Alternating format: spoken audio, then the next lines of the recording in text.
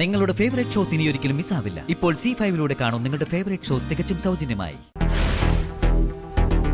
അച്ഛാ, അതിപ്പം നാളെ തന്നെ വേണോ? വേണം. കുറച്ചു ദിവസം കൂടി കഴിഞ്ഞിട്ട് മതിയെന്നേ. പോരാ, നാളെ തന്നെ വേണം. അനിഷ്ടകരമായ ചില സംഭവങ്ങൾ നടന്നു വെച്ച് ഇവിടെ ആരും പട്ടിണി ഇറക്കേണ്ട കാര്യമൊന്നുമില്ല.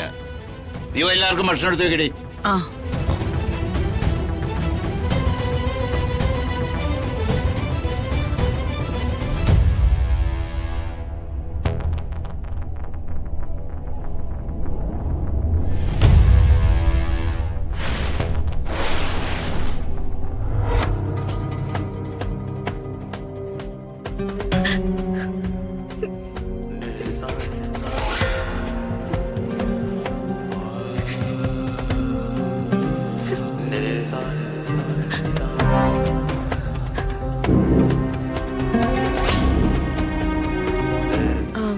ഋതിക, എന്താ ഒറ്റയ്ക്ക് നിൽക്കുന്നേ?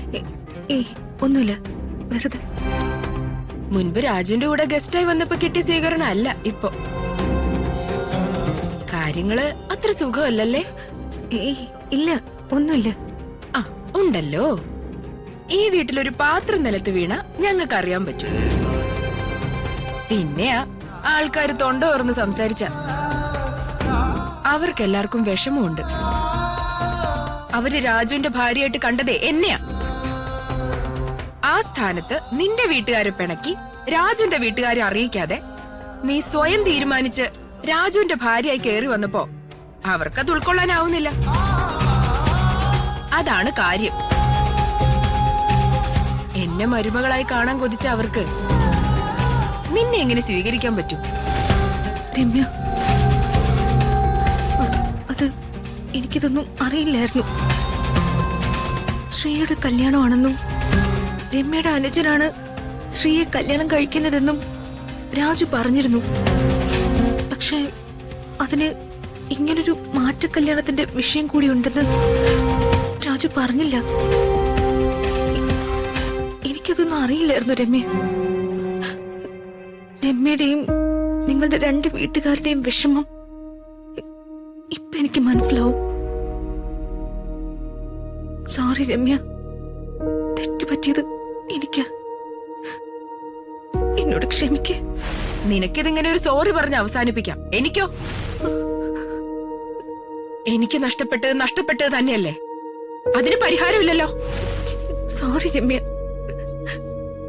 എന്ത് പ്രായശ്ചിത്തം വേണമെങ്കിലും ഞാൻ ചെയ്യാം. നീ ഇനി എന്ത് പ്രായശ്ചിത്തം ചെയ്യാൻ? ഇതിന്റെ പരിഹാരവും പ്രായശ്ചിത്തവും ഒക്കെ ഞാൻ തന്നെ ചെയ്തോളാം. നിന്നെ അവനെയും പിണക്കി രണ്ടിനെ രണ്ട് വഴിക്കാക്കി നിന്നെ കെട്ടുകെട്ടിച്ചില്ലെങ്കിൽ ഈ രമ്യല്ലെന്ന് കൂട്ടിക്കോ. നിന്നെ കെട്ടിച്ച് രാജുവിനെ നേടിയെടുക്കും. അതിനു വേണ്ടിയാണ് ഇനി എന്റെ ജീവിതം. രമ്യ എന്താ ആലോചിക്കുന്നത്? ഒന്നുമില്ല. തൂണും ചാരി നിന്നവൾ ആണിനെയും കൊണ്ട് പോയി. അത്ര തന്നെ. ഞാനിനി മഞ്ഞു കൊണ്ടിട്ട് എന്ത് കാര്യം?